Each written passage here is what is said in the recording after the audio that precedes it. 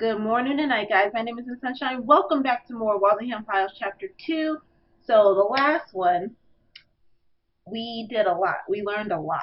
We gave the guards the cupcakes with the laxatives in it. They went to the bathroom. We snuck in the house. And apparently we're listening to some files right now. And I don't know if that is the John guy that's talking in the files to an officer or something, but there's a lot of shady stuff going on, and it's based around like the Navy and stuff. So we're getting into it. We listened to the soundbite 1 the last time, so we're gonna listen to 2 and 3 this time. And I still have my notes. I'm ready to go. Gunther, what are you doing here? Do you work for the RAF now? I go where Her Majesty's government needs me. Well, look, since I've got you here, there's something I want to talk to you about. Oh, Gunther, I need that file. I need to know what they put in the Sunderland. You know I can't tell you. The Admiral would kill me if I did. For God's sake, Gunther. Friedrich already warned you about taking command of the Sunderland. Now that you know the secret, they will put another one in your next command and send you back to the Bering Sea.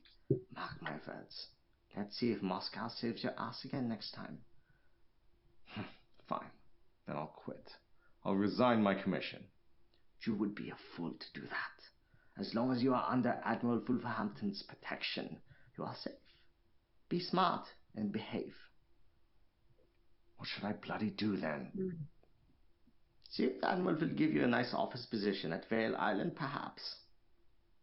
He already promoted me to captain. If I have no command, I'll look like a right fool, and it will raise too many eyebrows at Navy command. Then you must reconcile yourself with your fate. No good deed goes unpunished, huh? Stop making yourself out as a hero. It's pathetic. You know it was your ambition that got you here.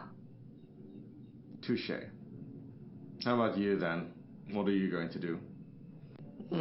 I'm a wanted man back in Germany, and strictly speaking, the British government is obligated to send me back. The only way I can live in relative freedom is under the wing of Admiral Wolverhampton. So, here I stay. Then can I count on you to serve as my science officer on my next command? Wouldn't miss it for the world, old friend. Okay, that's interesting. In the first soundbite, he was talking to a Scottish person, and this one is a German person. So let's see what part 3 has for us. Okay. Commander, I have good news. What do you have for me? They're moving us north to Stromness. The Admiral got the funds, and they're refitting an old observatory there to be our new HQ. How's that good news precisely? Is it because it reminds you of your home in Schleswig? Very funny. It's good news because we will be in the office instead of out at sea. Oh, thank God for that. Indeed, but don't get too comfortable, yeah? I just saw some blueprints in the Admiral's office, and I think he's already altered your new command. Oh, God, what can you tell me? It's very big, twice the size of the Sunderland. I think it's a battlecruiser. Dear God, a battlecruiser? Yeah, and the hull is extra large too. Enough space for 3 this time. 3? They're going to make me carry 3 this time? Oh, my Lord. Interesting. All right, well, nobody has anything to say about that? Okay, I think we have what we need. Let me radio Mark. Seahawk, come in. This is Nightingale. Do you copy? Over radio. I copy, Nightingale. We got what we need. Alpha Centauri is located in a Royal Navy base in Stromness. There's a Royal Navy base in Stromness? Yes, there is. I just heard it. I was surprised too. Seems to be a secret project. Anyway, what is your site rep? Did you get Smith? Not quite. I'll tell you all about it when I see you. We're actually arriving in Crow's Bay now. Good, we can discuss our findings over and out. Over and out. Okay. Let's hurry up and get out of here. Interessante. Okay. Was that it? We didn't need to check everything else? Let's keep moving. Okay. We didn't get a key or anything. Okay, I'm wondering, should I just instantly go and see him, or... Okay, let's... Nope, okay, that's fine, that's fine. Let's go and see Mark, see if there's anything he can give us. Oh! Hi, Mark! Hello. Hello, ladies. Love the uniform. Thank you so much. I know, right? I told Sarah to take an extra pair for you two to use tonight. Sam, that is so inappropriate. Stop it. She just jealous because she wants to use the uniform with you. I think I saw her put away an extra pair in her car earlier. Whatever. So what happened with Smith? We couldn't find him. What? You think maybe he managed to give you the slip? Impossible. Oksana was nearby and would have definitely been there before he finished immigration. No, I think he made his Dutch passport flash in the Logan security system on purpose to make us go there. You mean he planned a ruse? Exactly. He must also have a mole in the Logan security system. Dang it, he probably landed at a different airport to meet up with John. They're good. This is my fault. How could I have not seen the ruse? Don't take it so badly, Marky Mark. Brigham and Smith are two of the most experienced military contractors around. On the bright side, this tells us that they're scared of us. Stop flattering yourself, Sam. I'm serious. I think all parties involved would agree that the firefight in Mombasa, while messy, ended in our victory. Sam, we went after them and they got away. How is that our victory? They retreated. This time we have Oksana on the team, too. Heck, we had her in Mombasa and they definitely think we've gotten them. Sorry. I'm reading it, but I'm not, so sorry. They didn't have their main sniper on their team either. That Kenyan guy wasn't their main? Nah, local contractor in Mombasa. Who's their main then? Okay.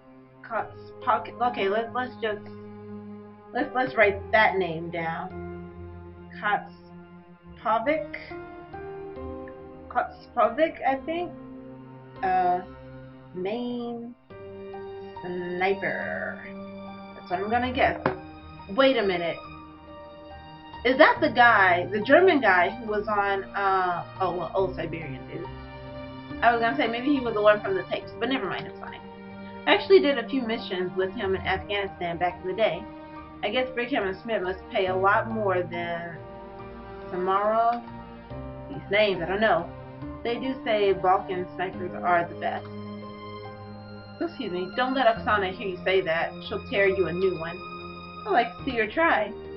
Anyway, what were you able to get from John's computer? Confident that Alpha Centauri is either in Stromness or Kirkwall, somewhere in the Orkneys for sure. I see. Well, I've already informed Lord Hamilton, and he's chartering a plane for us back to the UK as we speak. We're probably going to take off from the RCAF, based outside Toronto, so we need to get moving. Alright, let's get moving. So back to the United Kingdom. Oh, that's right, we're playing as them now. Don't tell me we're all going to meet up and it's going to be awesome, okay? Yes, this is going to be super good. Super good. Let's go up. Okay. Hello and welcome to the Walton Hotel. Are you checking in? No, we're just here to see someone, thanks. Is that you over there, sir? Diego! Rusty, how are you doing here, old friend? What are you doing here, old friend? Told you I'd call after my meeting with the Prestons. Diego, why aren't you answering your phone? Oh, I changed number a couple of months ago. I lost my British mobile when I moved apartments. Had to get a new one when I got here. I was going to tell you my new number, but it slipped my mind. What's wrong, amigo? Why do you look so out of breath? And who is this beautiful rose you have? But don't flatter yourself, sir, okay? I know that you killed the Prestons, okay? I know it. Maybe I'm wrong, but whatever. Diego, have you met with the Prestons yet today? No, not yet. Seems as though they too aren't answering their phones today. Okay, I didn't read that wrong. Okay. They are already over an hour late for our meeting. What's wrong, Rusty? Why do you look so serious? Just before I clocked out today, Chief Inspector Richardson asked me to look at a single vehicle collision that occurred south of Hucknall. Upon investigation with Detective Sergeant Wilson here, we found out that the couple that died in the collision were actually Ian and Ada Preston, their client. What? No, it can't be. Take a look at these photos. We found this diamond necklace on Ada Preston, and this is the license plate and car involved in the collision. Can you please confirm that these belong to your clients, the Prestons? Yes, this is all theirs. That is Ada's necklace, and I have definitely seen them drive this car before, though granted they have many cars. Oh God, how could this have happened? Has this couple not suffered enough? Breaks in his speak. Okay, yes, sir. Yeah, okay, sure. You're really in tears. Mr. Calatrava, we'd like to ask you some questions about Sergeant. Give the man a moment, for God's sake. He was very close to these people. Sorry, sir. It's fine, Rusty. It's fine. I have too many questions to ask. So please, detective, ask me whatever you want. Whatever, you liar. Very well. Mr. Calatrava, Commandante Calatrava, actually. I was with the Spanish Guardia Civil before I went private. Are you? Never mind. Okay, my apologies. Commandante Calatrava, do you know of anyone that would have wanted the Prestons dead? Do they have any enemies? Enemies, they had many. You kick up a media fuss like they did, and you are sure to make lots of enemies. You must have just been a teenager when the famous Prestons case was all over the news, so I don't know how much you remember. But this story simply would not leave the media cycles. All of Europe had their eyes fixed on the seaside town of that town to see what the outcome would be. All of its attention put a lot of pressure on the Spanish government to find the Prestons' little girl. So after a month's time, when no sign of little Alice emerged, heads began to roll. The chief of police of that place was forced to resign, so was my commanding colonel. Then when some of the newspapers speculated that the disappearance was the Prestons' fault, Ian's law firm hit them back with all the force in their power. They even managed to bankrupt and sink some of the smaller publications that made this claim. Whew, sorry guys. So yes, enemies, that family had many, but to wish death, that is a much stronger claim. Wait, Rusty, are you telling me that you think that the Prestons were murdered? Diego, you know I can't. Rusty, don't give me your protocol BS. I've attended your son's wedding. We vacation together. Heck, I am even one of your grandson's godfathers. We found Dagnall shells in a nearby tower, and it looked like a gunshot wound decapitated Ian Preston and caused him to drive into a tree. And Ada died in impact. They were going at 60 miles per hour when they slammed into the tree. Commandante Calatrava, this is why we need to find out who would possibly want the Prestons dead. Also, time out. Like, this is getting way too good, but I really do feel like he is in on it.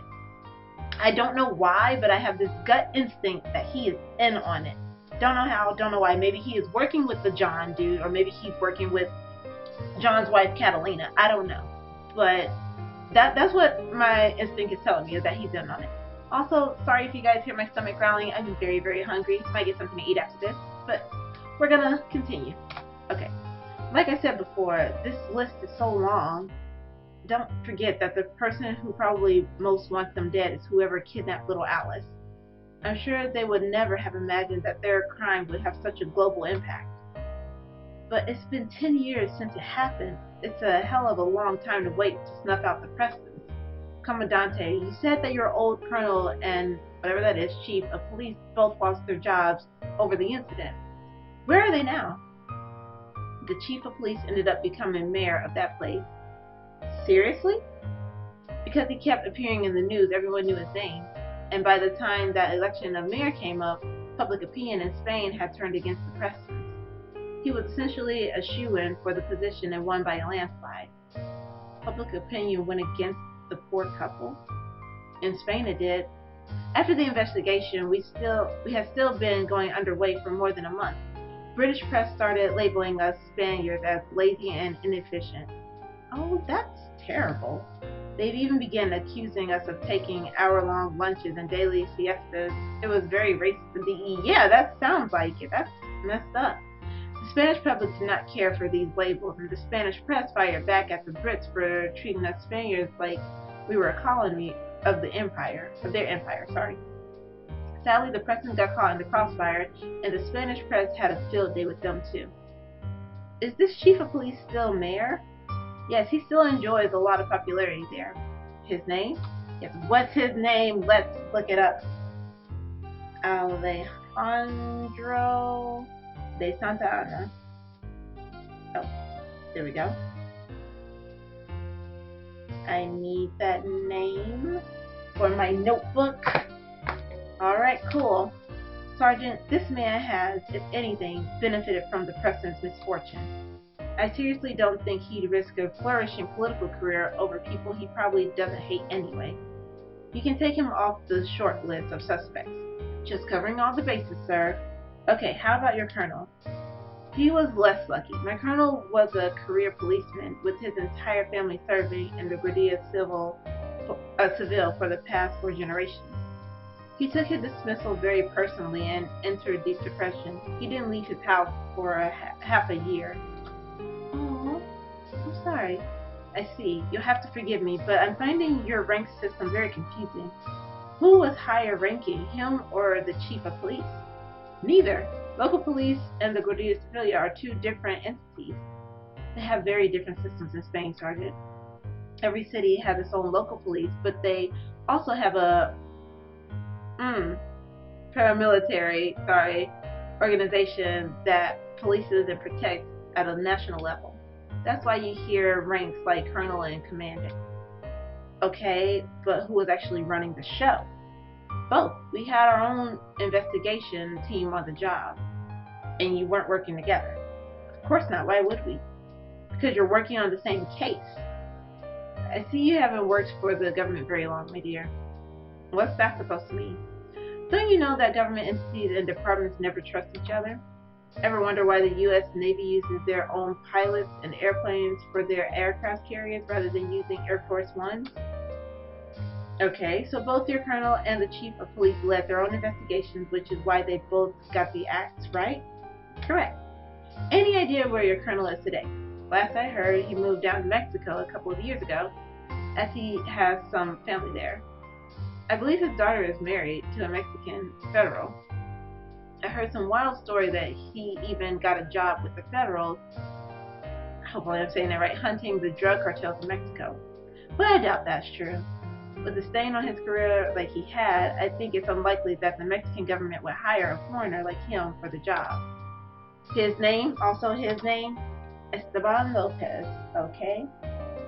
Alright. Esteban Lopez. I'm writing everyone's names down. That's a very common name. Do you know his middle? I'm afraid not, but I still have a lot of Guardia Civil contacts. I'll have no problem finding it out. Sorry. Sergeant, let me take over here. I know you want to be as thorough as possible, but detective work is a lot about instinct, and I don't feel this is the right line of inquiry. I understand, sir. You have to ask yourself, Sergeant, it's been over a decade since the case of the Prestons was in the news cycles. Why kill them now? Maybe they know something now that they didn't know before. Exactly.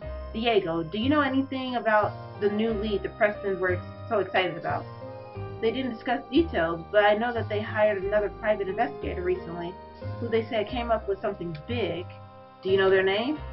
I'm afraid not, but Ian was very excited. He said that this guy was a cryptographer that was involved with MI6 or something like that. Please don't tell me it's Mark. Please do not tell me it is Mark. I am serious. Don't you tell me it's Mark. Oh, and he never arranged for you two to have a meeting with them? From what I heard, this guy still works for MI6, so he's doing this as a secret side gig. Oh my gosh. Okay, so he kept his identity hidden, and they only corresponded by mail. That means that there may be some mail from Ian Preston here. Indeed, there might be. Let's take a look. Excellent. Okay, excellent. That is good. That is great. That is awesome. Unfortunately, I am going to save. Save here. And I'm going to go ahead and end the video here. Please don't tell me it's Mark. Please don't tell me it's Mark. Better yet, what if it's not a guy? What if it's a girl? What if it's Sam? I mean, because Sam knows a lot, like a lot of stuff.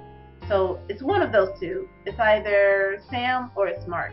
Either way, I'm going to kind of be a little bit heartbroken. But whatever. It's fine. It's fine. It's cool. It's cool. Actually, no. I'm not going to be heartbroken because that means that they were working together to actually try to find the daughter. Okay, never mind. I'm thinking that they're working for the bad guys. Never mind. It's cool. Maybe because I don't trust Diego. Possibly. I don't know. Anyway, this is getting really good. So, thank you guys so much for joining me for this. And until next time we meet, stay sunny side up, guys. Bye!